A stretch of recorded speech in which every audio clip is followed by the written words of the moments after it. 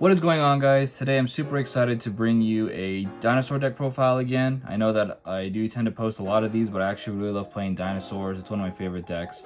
And I made some tweaks to the deck. I was finally able to make a build that was able to play Pot of Prosperities. That's a build that I've actually been really wanting to play ever since I got the Pot of Prosperities. And I think that it serves Dinos really well because you can still build a board that OTKs even through the half damage, just because of how crazy like UCT is. And then being able to excavate for the one card that you really need is super helpful, especially since I feel like the extra deck is really just a big toolbox anyway. And I like the fact that I can now pick which cards I want to banish as opposed to Extravagance, where it would just banish randomly, and sometimes I feel like I just lost a game just because I happen to banish the wrong cards. Whereas now, if I lost a game because I banished the wrong cards, it's my fault, not like just RNG, you know? But yeah, I did a Drytron build with the Pot of Prosperities last time, because I was trying to get the cards in for the Dino one, but I wasn't able to get them in time. You will never get this, you will never get this, la la la la la, you're behind this cage, crazy. And then finally, I got the cards in and I was able to play them this past weekend. But the one time, he break a cage and he get this, and then we all laugh, high five. I actually ended up doing really well. I did top 8, I actually got 6th place, so unfortunately just barely missed out on top 4. I lost at the very end to a Virtual World deck, which this deck has a really hard time against, just because VFD and Chuche is just really hard for this deck to out without sighting, and that's exactly what happened game 1. And don't forget, you guys, if you guys do like these deck profiles, please feel free to give me a big old thumbs up and a nice subscribe down below. It helps me out with showing this to other people as well, and that way we can just show how strong dinosaurs really are. Without further ado, let's just get on into it. So first and foremost, we got big old Dino Daddy, aka Big Dino Cock. We have people over here slamming their massive dino cocks on the table. AKA I'm gonna fuck your life up, UCT. 3 Oviraptors, that's pretty standard. 3 Misk, because Misk is absolutely broken, but not really, but it is really good. One of the heart and souls of the deck, and then 2 Animadorn Archosaurs. So that's all pretty standard dinosaur build. Next off, the last build we had 1 petite and 3 babies, but this time we're going with the 1 petite and 2 babies build. I felt like 3 babies was kind of unnecessary. There wasn't really too many scenarios where I really needed 3 babies. 3 baby Cerasauruses, that is. Just because a lot of the time you end up actually abusing Giant Rex and recycling him so much. And then this also helps you get into a lot more like rank 4 plays, and you can also reuse this several times in the duel, and each time he comes back he gets a little bit stronger. So I kind of like Giant Rex there. And then also when you banished him off Pill, if you had like a really bad hand and you just had like Rex in hand, it was better than having Baby in hand and then banishing Baby and something else off a Pill, because at least Giant Rex comes back. And then of course we have the 1 Pank, just because we were going second deck. Also it's a dinosaur, so it's searchable from Ovi. It's also a Pill target, and you can summon it off Petite. So just a really good card overall. Gets you a nice little out to certain cards. Next up for the hand trap lineup, we're looking at 3 Ashes, 3 Bell. This is still one of my favorite hand traps, just because you can use it offensively and defensively, and I think it's just really powerful overall. And next up we have the Gamma package. So I'm running about 12 hand traps overall, and then 1 kind of brick, I guess. Also, this outs VFD in this deck. This is the only card that outs VFD without sighting. Next up for the spells, we have of course 3 Lost World, because we love tokens, 3 Fossil Digs, 2 Double Evolution Pills, just because 3 is kind of bricky, and these are kind of like your Dinosaur engine spells. Next up we have some of the power spells. So we have the 3 Pot of Prosperity. Like I said, I was trying to build this deck with Pot of Prosperity in mind, just because I think that it's a really powerful card for decks that don't really like need the extra deck. So something like this or Unchained, basically anything that ran Extrav before can probably run Pot of Prosperity, unless they have like a really hard time OTKing or like need to OTK. Dinosaurs need to OTK, but they don't have a hard time with it at all, not even through Pot of Prosperity, and I'll show you why with the extra deck. And then next up I had 3 droplets. My buddy actually loaned me 2 because I just have the 1 droplet by myself. You can also run something like Dark Ruler No More if you don't have droplets.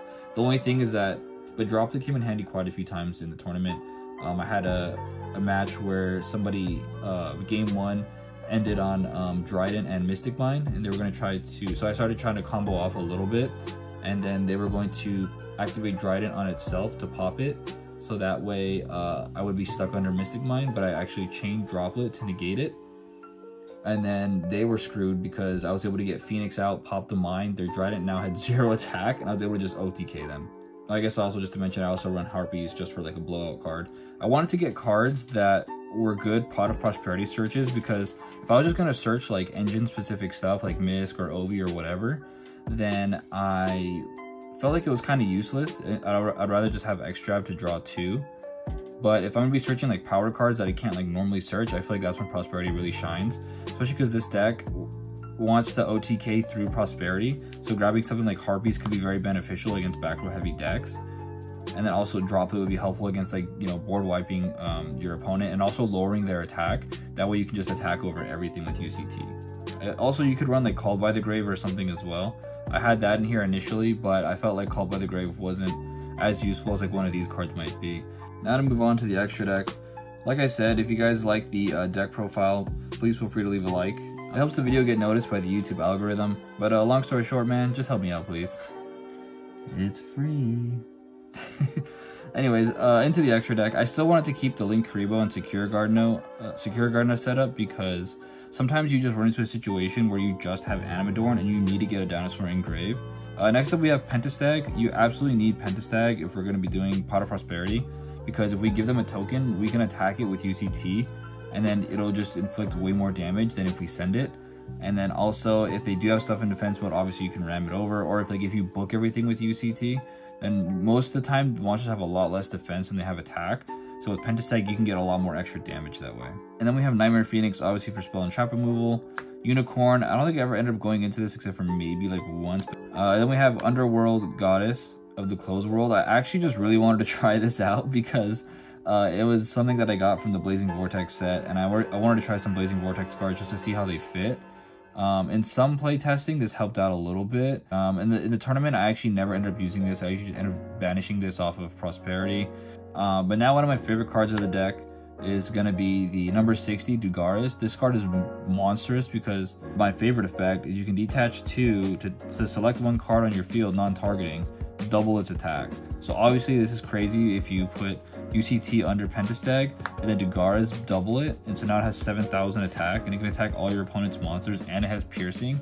That's just absolutely nuts. Like that's how we're going to be OTKing you through Pot of Prosperity. And also, not to mention, if you are able to set up a second one, if you have enough resources, then you can do that.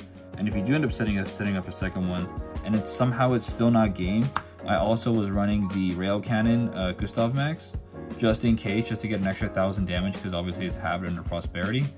Honestly, this card you can probably take out. I never ended up needing to use this. Next up is the pretty standard, Dino toolbox here with the Dolka, Tornado Dragon, and Lagia. Baguska is for the mirror match. Beast Dwellers for Shadalls. Castel is really just for outing Megaclops or like Link monsters that you might have a problem with because you can't book them with UCT.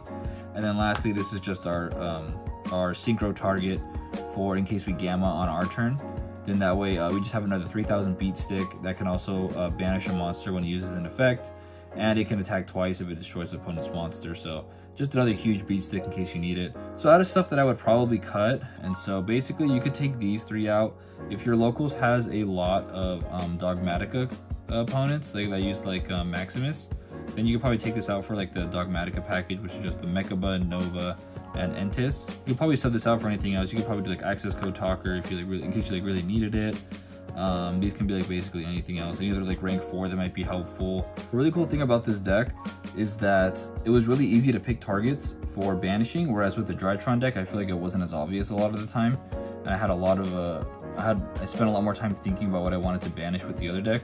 But this was pretty easy. Like if I'm not going against like zoos or anything like that could summon Megaclops, I'm definitely setting out Castel. If I'm not going against Shadalls, I'm probably setting out a Beast Dweller. But if it's not the mirror match, I'm probably setting out Baguska. Or not setting it out, I got banished from Prosperity. Usually banish these 2. Like I for sure would banish this if Gam was like not even in my hand because it's just useless. So these 4 were typically the easy 4 banish. Sometimes it'll get a little bit harder, but usually like if I feel like I'm not going to need Unicorn, then I'll usually just banish this as well. And then sometimes it would just depend on like which one of these 2 I felt like I might need or might not need. I would banish one of these. This was a typical banish for the deck for off of Prosperities. I think the main deck was pretty solid. There might have been a couple times where I got some breaks, maybe just instead of 3 droplets, maybe do 2, and then maybe like another baby Cerosaurus or something. But there isn't too much I can really think of that would really get me any additional advantage, or maybe like a call by the, actually yeah, maybe swap out one of the droplets for like a call by the grave. That's like the one thing I can really think of immediately that might be helpful. Next up, we have the side deck. For the hand traps, we have 3 DD Crows, we have 3 Lancias, and then 2 Nibirus, and 3 Drolls. The DD Crows were just for like generic removal, and then also for going against Drytron. Because against Drytron, we're usually siding in either Droll and Crow, or maybe like Nibiru and Crow, something like, or sorry, Nibiru and Droll, or something like that. Just depending on what I felt like would be more beneficial. Next up, for the power spells and traps, we just have 1 Call by the Grave, 2 Twin Twister, and a Red Reboot. The Call by the Grave is obvious, just to help protect myself against Lancia in case somebody decides to side it, which most people will for playing Dinosaur. Double Twin Twister and Red Reboot are just for more so for back row heavy decks. I ended up never really needing the Red Reboot. There was not really too many trap heavy decks aside from like a Shadal deck that I played against, which was actually my buddies. And I didn't feel like Red Reboot was really useful because I feel like I would, with Red Reboot you have to OTK them or else you just lose next turn because they could just set any trap from their deck. So I didn't feel like it was going to be helpful against him particularly because Shadals are really good at kind of grinding. So I didn't think that there'd be a scenario where I would have to like Red Reboot them and then go for game. Out of the side deck, I think the only thing I would swap out would be the Crows. Everything else is pretty standard. Maybe the Nibs, but for the most part I feel like everything else is pretty standard. I guess I was told that Skullmeister is actually really good against Virtual World. I used DD Crow to basically scoop out a Qinglong, which I feel like hurt my opponent a lot in game 2, but I just didn't have the resources to follow up and actually OTK them.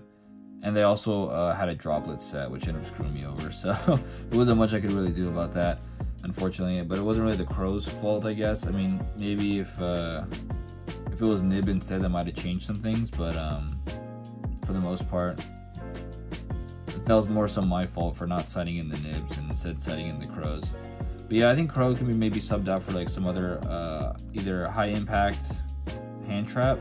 And if I had like Lightning Storms, that'd probably be optimal, but it's expensive. So maybe if they get reprinted this year, then that'd be pretty helpful. Ultimately, I had a good time. The deck bricked a little bit, but overall wasn't too bad. I think this deck still has a lot of potential. And I think that next time hopefully I can get top 4 if I end up running this deck. But I actually had a lot of fun with it. Dinosaurs is one of my favorite decks to play. I think you have a lot of options with Dinosaurs, and I really like that you can kind of play different kinds of play styles. I mean, I've seen some other builds.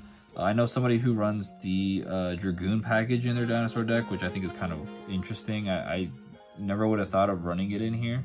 I personally prefer not to, but you know, to each their own. And so I think that Dinosaur is very versatile, and I don't think you need to hit Misk. I think if anything, we should just hit Fossil Dig to 1 because it just makes the deck a lot more consistent. And also Misk isn't really that bad. Like, it protects you for like 1 main phase, but like, okay, like you just activate everything in the battle phase. And we're in like a slower format where a bunch of effects can be activated in the battle phase, so it really doesn't matter.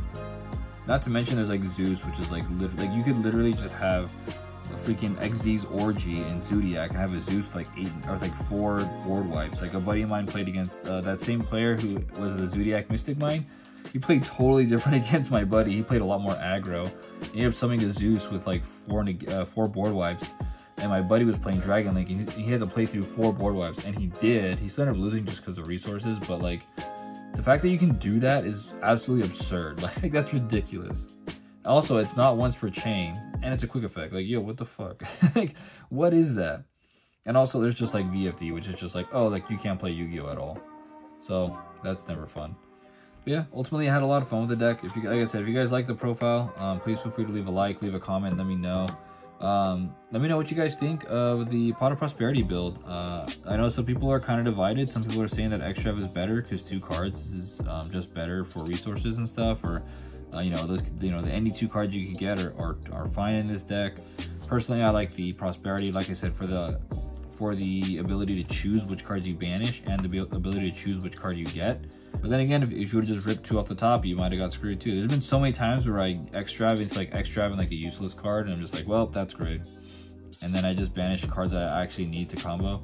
I like the ability to choose, because like sometimes too, I would, if I knew I wasn't gonna go the Animadorn route, the Animadorn into Link Creepo to Secure Garden, like I could just banish these 2. And then it's just so much easier for me to pick like the other cards. Like then I just banish like the Auto 4, you know, or whatever. And so it makes it really, I like the ability to choose which cards I'm banishing. But yeah, overall, I think the deck performed really well, and I'm glad I was able to get top 8 in this locals again. And I think that it just shows like how strong dinosaurs can be. I think on the next one, I want to try out the Burning Abyss Trap variant. I think that's a really cool variant. I think it's really cool on maintaining resources, and I think it'd be really fun to try out. So, you know, be on the lookout for that. And also, if you guys have any ideas into like what else can be in the extra deck for this deck, feel free to like leave it in the comments and stuff. Like I said, there's still like a lot of tuning that can be done in here, and there's a lot of cards that can be taken out. I might take this out for like Borosaur, just because Borosaur can push for a ton of damage. And so like there's like a lot of optimizations that can still be done in the extra deck, I feel like. And so if there's anything that you have found that ends up being really helpful, feel free to leave it in the comments and let me know, and I'd love to hear it. Other than that, all right, have a good one.